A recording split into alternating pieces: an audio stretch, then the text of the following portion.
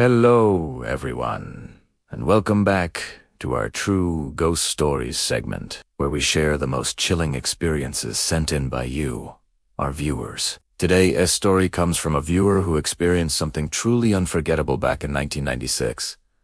Let's dive right into this unsettling tale. It was the summer of '96.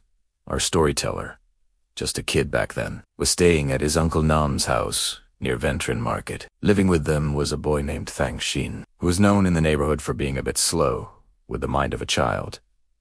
He was innocent and simple, and he loved to fish. One afternoon, Thang Xin came back from the river, his face beaming with excitement. He proudly showed our narrator a small jar filled with what he thought was the best fishing bait he'd ever found. Big, fat, wriggling worms. He was so happy, chattering on about how he'd catch a huge fish. The narrator didn't think much of it, just a kid happy about his find. But as Thang Xin opened the jar, a strange, foul smell filled the air.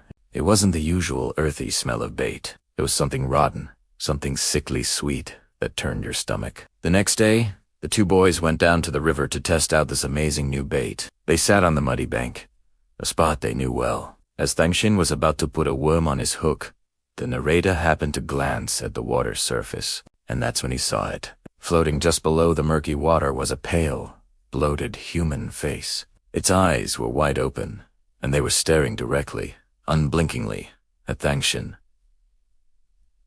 A cold dread washed over the narrator. He tried to scream, to warn his friend, but his throat was tight with fear. He looked at Thang Xin, and the boy was completely frozen. His hand, holding the bait, was suspended in midair. His eyes were glazed over, and he was as stiff as a board, completely motionless. The narrator shook him, shouted his name, but there was no response. Panicked, he ran as fast as he could back to the house to get his Uncle Nam.